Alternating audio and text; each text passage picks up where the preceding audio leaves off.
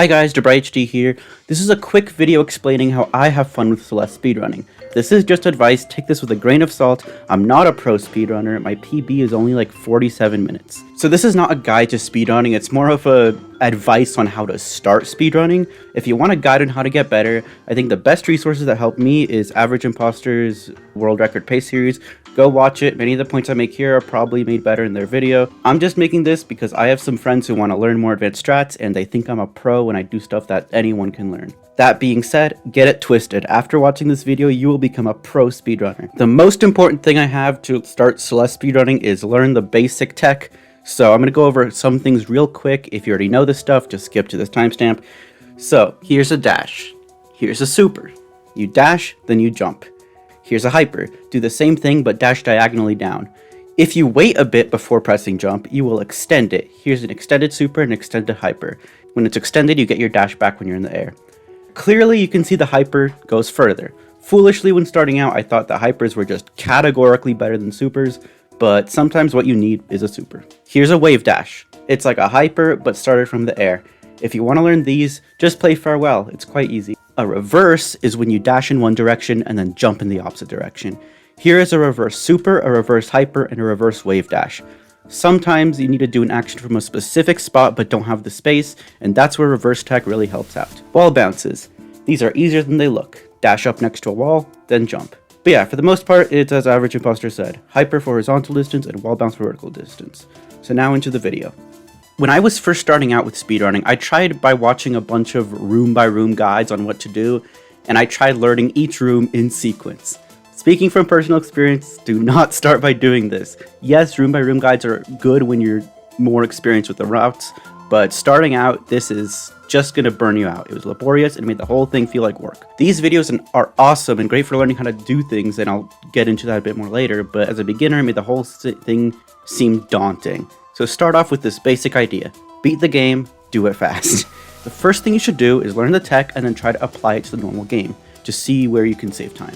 I don't know the most advanced ways to complete all these rooms. That's too much information for my little brain. So the way I tackle speedrunning is I know some tech and I know where point A and point B is in a room. So what I try to do is get from point A to point B without dying.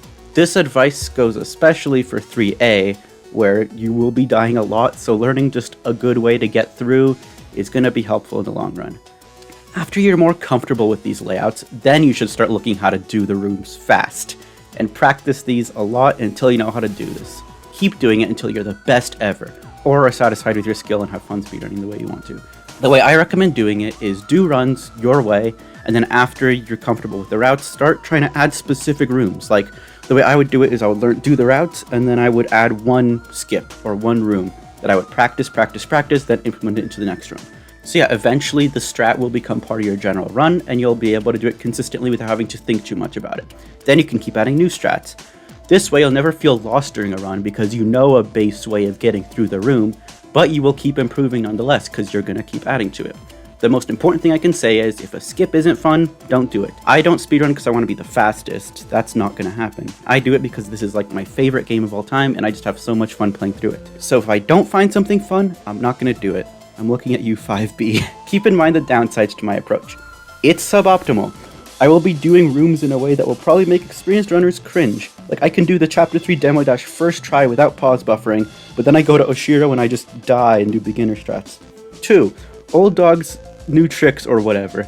This is me doing the battle and fight. I don't know what the fastest strat is for this, but this is how I do it. It's fun, it's technically fast, so I probably won't change it. 3. You will probably do rooms wrong with this approach, and people will laugh at you. There is this spot in Mirror Temple that I thought opened a passageway to the next room, but really opens an optional strawberry thing. I went for this every single time. This is real footage from my old PBs of me doing this. I have been playing this game since 2019 and I only found out last month that I didn't need to do this. However, there are some upsides. 1. It's fun. It makes learning speedrunning feel less like a chore and more like something you just build upon.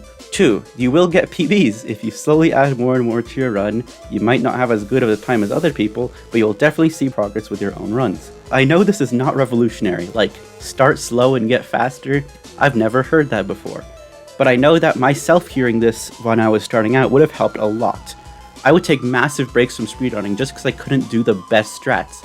I remember I quit for almost a year because I couldn't learn a specific strat, and that is not a healthy mindset to have.